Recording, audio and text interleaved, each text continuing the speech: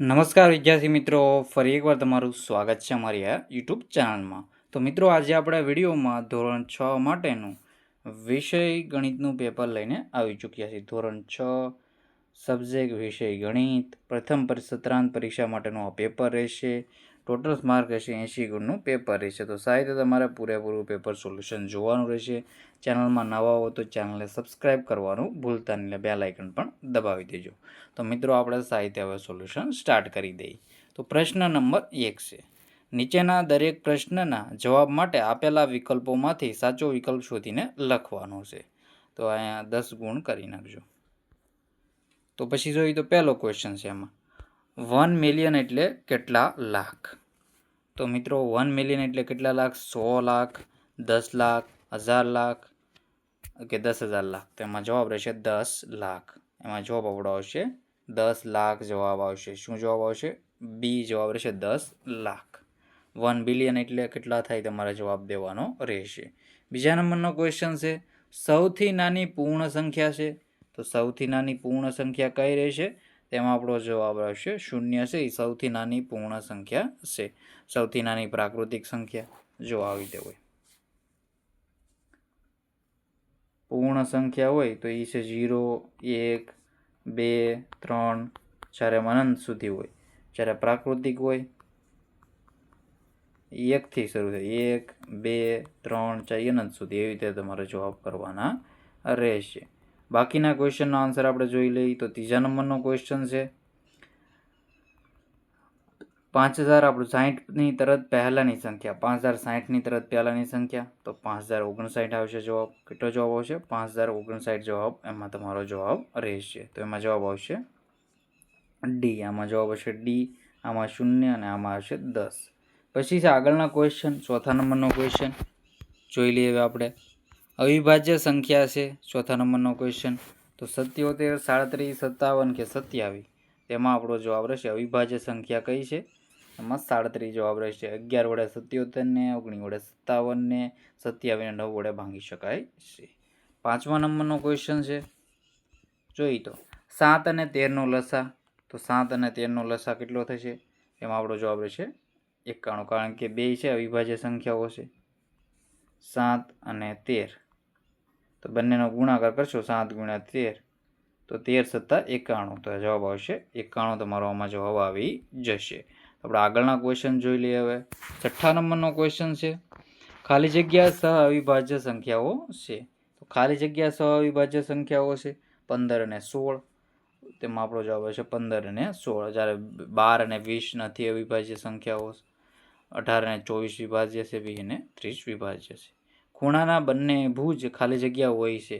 તેમાં આપણો જવાબ રહેશે કિરણો હોય છે. કેવો જવાબ આવશે? કિરણો હોય છે. પછી છે 8મા નંબરનું, ખાલી જગ્યા રેખાખંડ છે. તો ખાલી જગ્યા રેખાખંડ છે તો એ જવાબ રહેશે આપણો. એમાં શું જવાબ હશે? PQ. એમાં આપણો જવાબ રહેશે, આન્સર રહેશે PQ. પછી આપણે આગળના ક્વેશ્ચન જોઈ લઈએ સાહિત્ય. હવે તો 9મા નંબરનો ક્વેશ્ચન છે, -6 થી 6 ઓછા એ ખાલી જગ્યા છે. તો એમાં જવાબ આવશે -12. અને 10મા નંબર, -6 + -4. તો એમાં આપણો જવાબ શું રહેશે? ડી, -10 જવાબ રહેશે. તો આવી રીતે તમારે જવાબ કરી લેવાના રહેશે. તો મિત્રો, આપણે આગળના ક્વેશ્ચન જોઈ લઈએ. પ્રશ્ન નંબર 2, પ્રત્યેક વિધાન સાચું બને એ રીતે ખાલી જગ્યાઓ પૂરો. તો પહેલું છે, 6 અંકની નાનામાં નાની સંખ્યા ખાલી જગ્યા છે. તો 6 અંકની નાનામાં નાની સંખ્યા 1000 થશે. 1000 શું? 1 લાખ થશે. તેમાં આપણો જવાબ રહેશે લાખ.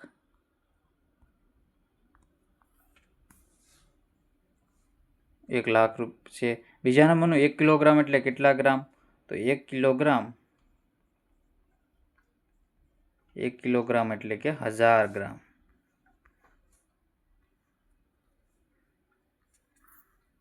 પછી છે પ્રાકૃતિક સંખ્યાઓ ખાલી જગ્યા છે. તો પ્રાકૃતિક સંખ્યાઓ કેવી છે? અસંખ્ય છે. પછી છે સૌથી પહેલી પ્રાકૃતિક સંખ્યા. તો આપણે આગળ જણાવીશું 1 છે. 1, 2, 3, 4, 5 એમ અનંત સુધી છે, અનંત.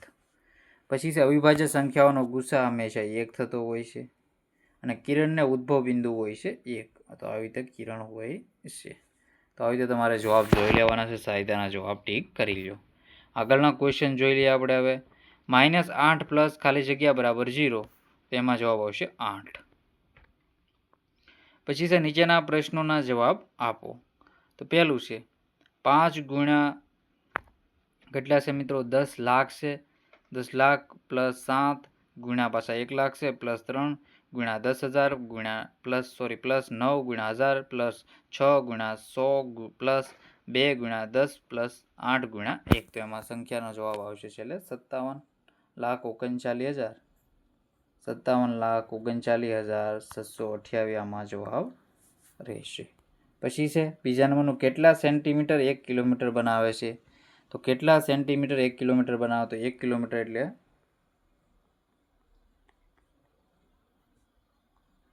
1000 મીટર. પછી છે 1000 ગુણ્યા 100 સેમી, તો 1 લાખ સેમી. 1 લાખ સેમી એટલે કે 1 કિલોમીટર થાય છે.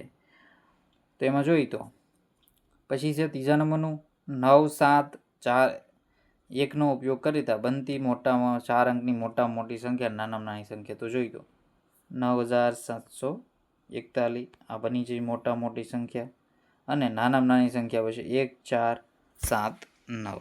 તો આવી રીતે તેનો જવાબ દેવાનો રહેશે. 10 વડે વિભાજ્ય સંખ્યા ઉપર ટીક કરવાનું હશે.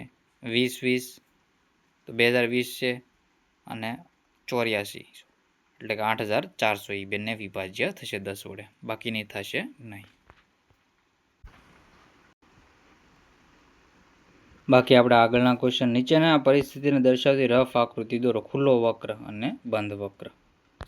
આપેલ આકૃતિમાં ખૂણાનું માપ 30 અંશ છે. બહિગોળ લેન્સ બિલોરી કાચ વડે આકૃતિ જુઓ.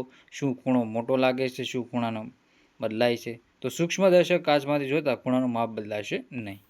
નીચેના પ્રશ્નોના જવાબ આપવાના રહેશે. તો ગોળના એક રવાનું વજન 5 કિલોગ્રામ 125 ગ્રામ છે.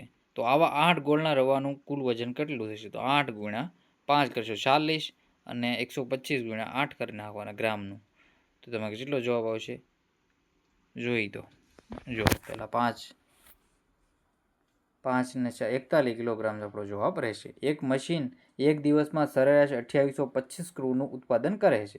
તો જાન્યુઆરી 2006માં કેટલા સ્ક્રૂનું ઉત્પાદન કર્યું હશે? તો એક દિવસમાં 28, તેમાં તમારે કરી નાખો 2825 ગુણ્યા 365. હવે તો ગુણાકાર કરી નાખ્યો તો તમને જવાબ આવશે છેલ્લે 87,500 કેટલો છે? 75 જવાબ મળી જશે. બાકીના ક્વેશ્ચનના પણ આન્સર સારી રીતે તમારે જોઈ લેવાના રહેશે. પોઝ કરીને વાંચી લેજો. આગળના બધા ક્વેશ્ચનના આન્સર છે આપણે પાર્ટ 2માં તમને કરાવી દઈશું. કેમાં? પાર્ટ 2 એટલે કે ભાગ 2માં તમારે જોવા માટે સાહિત્ય ચેનલને સબસ્ક્રાઈબ કરી લેજો, બેલ આઇકન દબાવી દેજો. બધા વિષયના પેપર તમને મળી જશે. તો મિત્રો વિડીયોને એન્ડ કરીએ છીએ. જય હિન્દ, જય ભારત.